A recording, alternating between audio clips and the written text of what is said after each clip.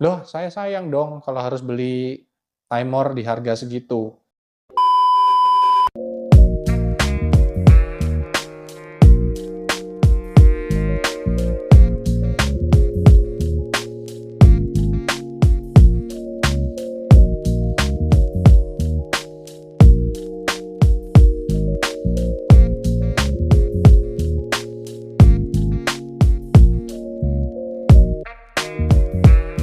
Yo, people of Northern, balik lagi bersama saya Christian. Jadi di selangan saya ini ada timer S3 sesuai dengan request kalian pada saat saya review MHW Bomber R3, kalian request untuk review grinder ini.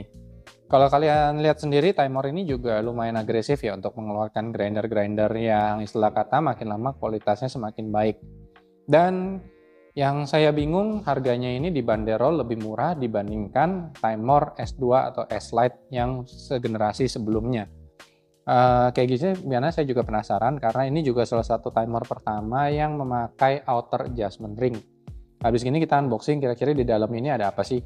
Yuk, kita udah bukain sekarang. Nah, ini juga sekarang ada sertifikat yang which is zaman dulu nggak ada di, setelah kata nggak ada di ini ya, nggak ada di sebelumnya. Ada sertifikat authentication, terus ini ada guidance-nya, ada dalam bahasa, dan ini sepertinya dia sudah mulai mengincar market luar. Jadi kalau dulu istilah kata bahasanya Mandarin, yang ini ada bahasa Jerman, terus ada bahasa Inggris kebanyakan, dan tidak ada bahasa Mandarin. Dan masih ada brushnya juga seperti biasa. Jadi kalau kalian bedanya sama Yeezy Presso adalah biasanya kalau Yeezy Presso yang flagshipnya dikasih blower, kalau di timer ini cuma dikasih brushnya doang. Dan ini dia timernya S3, jadi tidak meninggalkan generasi lamanya ya. Jadi kalau tidak meninggalkan generasi lama ya itu tetap foldable crank, dan saya merasa dia foldable crank buat kalian yang khawatir ini masih solid banget.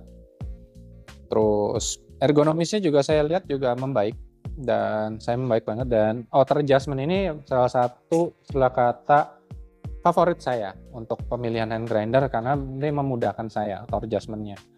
Terus di bawahnya juga udah dikasih karet, jadi berbeda sama mungkin timer Chestnut X di generasi sebelumnya yang nggak ada karetnya, ini udah dikasih karet. Tapi putarannya ini masih screw gitu. Dan di sini juga ada keep lock, jadi kayak ini smart locknya. Nah, perbedaannya apa smart locknya sama Yeezy Presso? Kalau Yeezy Presso kalian mesti nyari atau kalibrasi lagi titik nolnya, ini sudah nggak usah. Kalau saat kalian buka, pada saat kalian buka ini, kalau kalian pasang lagi smart locknya, dia akan otomatis kalibrasi ke nol. Jadi ini sebuah istilah kata, saya bilang timer ini mudah memikirkan dengan matang ya. Ya, dan ini juga kejadian beberapa kadang-kadang kalau kalian foldable angle, kalau kalian tepuk pada saat catchernya sudah terbuka seperti ini, dia udah dipikirin juga secara matang. Tapi ya imbasnya adalah cranknya yang lebih pendek. Nanti kita akan cek juga apakah crank yang lebih pendek ini akan mempengaruhi smooth dari gilingannya sendiri. Terus, oh iya, burnya juga adalah bur terbaru, jadi S2C bur, yang istilah kata masih inovasi dari timer. Jadi kalau kalian tahu S2C bur ini, dia ini adalah bur yang horizontal, terus yang vertikal. Tujuannya adalah untuk memudahkan gilingan. Sebuah inovasi dari timer lagi. Cuman waktu itu sih, kalau saya bilang masih belum terlalu impress ya. Dan ini handle-nya juga masih plastik. Kalau dulu mungkin metal. Keseluruhan masih saya bilang ergonomis banget, dan ini saya ngelihat sendiri inspirasinya mungkin dari kamera. Dan oke, kurang lebih gitu. Habis ini ya bakal tes giling kurang lebih berapa dan uniformity-nya. Oke, sekarang kita bakal nimbang kurang lebih beratnya berapa nih? Kurang lebih 800 gram atau 798 sama cap-nya. Dan kalau rekomendasi gilingannya sih di 7 sampai 6 sampai 8 kalau untuk pour over. Ya, kita coba di mungkin di 7,5 dulu ya. 7,5 atau di 7,2. Jadi auto adjustment-nya ini lumayan smooth juga, tapi menurut saya agak sedikit loss. Mungkin bakal saya masukin nanti di kurang lebih di kelebihan dan kekurangan dari grinder ini apa. Kita bakal giling kopi puntang atau sebesar 10 gram.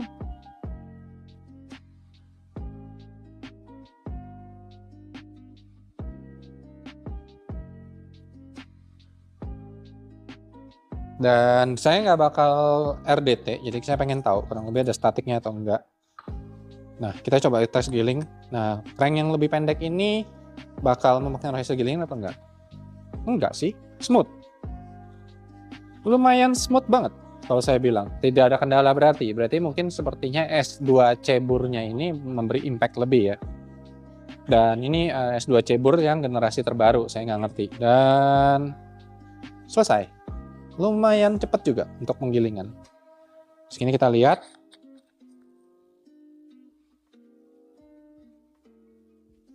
Aromanya asik juga, dan kalau kita tekuk, oke, statiknya nggak sebanyak yang kemarin grindernya Hario Alpha. Ini aromatiknya juga oke banget. Jadi sekarang habis ini kita habis giling tadi, kita bakal tes masukin ke groove dengan saringan 600 dan 400 mikron. Kita mau lihat fines-nya ada berapa.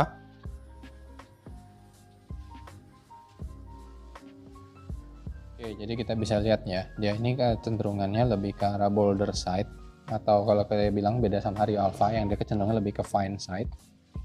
Ini kita bakal timbang kurang lebih yang tersaring di mesh 600 mikron ini ada berapa kurang lebih. Nah, ini kita bakal coba ini. Ups, jadi agak. Oke, sekarang kalau kita lihat dia di sini kurang lebih ada di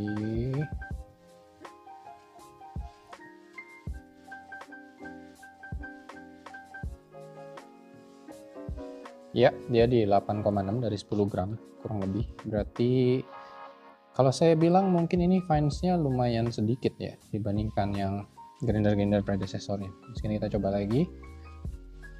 Ini yang tersaring lagi di kurang lebih di 600 mikron.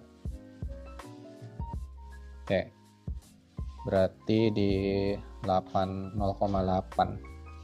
Berarti sebenarnya yang super fine ini cuma kategorinya 0,2 gram. Jadi grinder ini lumayan amazing juga karena memiliki fines production yang lumayan sedikit juga.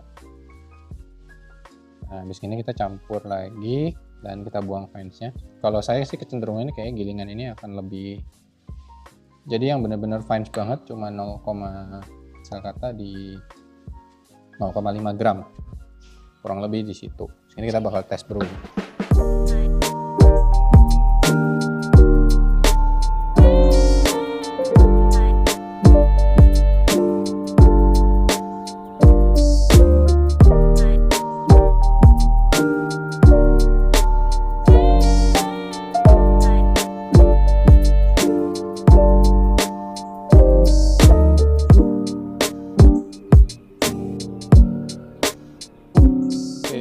Jadi tadi kita habis nyeduh kopi Gunung Puntang natural, terus ini kita bakal nyobain. Kalau dari aromatiknya sih oke banget, tapi ini kecenderungannya lebih cepat dibandingkan estimasi saya awal. Jadi grinder ini memiliki kemampuan untuk produksi fines yang lebih sedikit dibandingkan grinder reguler pada umumnya. Karena yang paling fine saja cuma sekitar 0,5 gram dari 10. Kita cobain rasanya gimana.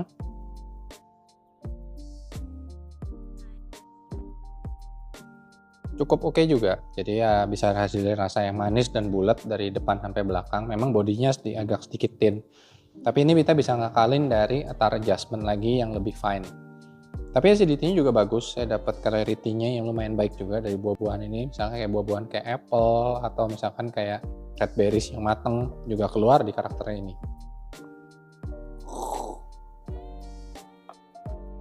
Begitu posisi sudah warm to cold, dia lebih menonjolkan karakter acidity yang seperti buah-buahan fresh. Kurang lebih gitu nih. Habis gini kita bakal bahas kurang lebih kira-kira kejelekannya dari grinder ini dan kebaikannya apa aja sih. Jangan kemana-mana.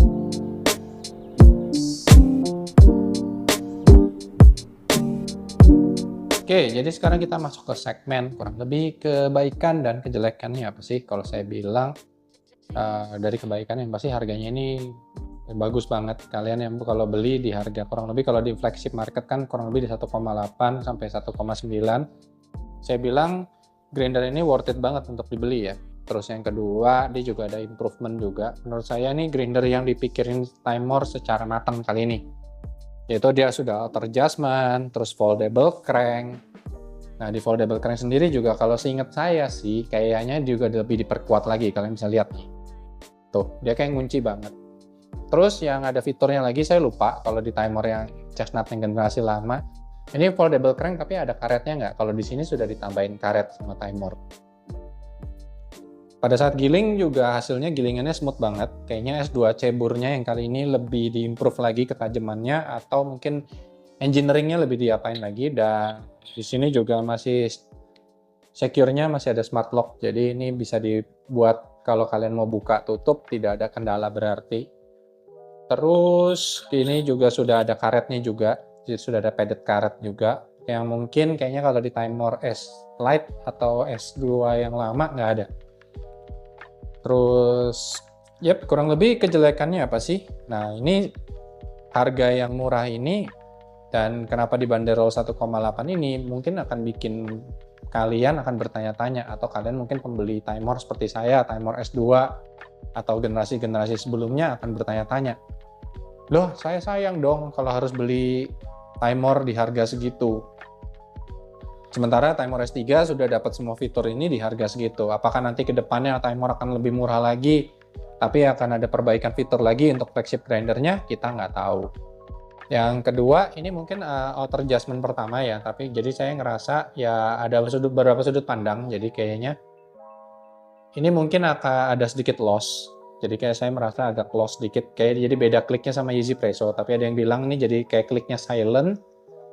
Ada yang bilang juga malah ini kayaknya kok kayak klik adjustment-nya kayak agak ringkih ya gitu. Kita lihat nanti setelah time-nya gimana. Dari segi ergonomis juga kalau saya bilang mungkin tidak seperti Hario Alpha yang dimana enak banget karena gripnya sendiri juga dibuat di Itali. Sementara ini kan full metal. Terus dari timer ini sendiri sementara masih ini juga. Jadi ini masih putaran dan saya nggak menemukan kendala berarti. Cuman mampir pasti kalau ada gesekan besi antar besi pasti catnya akan lama-lama memudar. Kurang lebih kayak gitu. Tapi secara overall ini mungkin grinder timer terbaik yang pernah diproduksi sampai saat ini. Dan kurang lebih gitu aja. Semoga kalian bisa menjawab keinginan dan rasa penasarannya kalian untuk timer ini. Dan kalau ada pengen atau ada grinder atau yang tools yang mau dibahas lagi, komen di bawah. Jangan lupa like, subscribe untuk support channel kita. Sampai jumpa di channel selanjutnya. Dadah!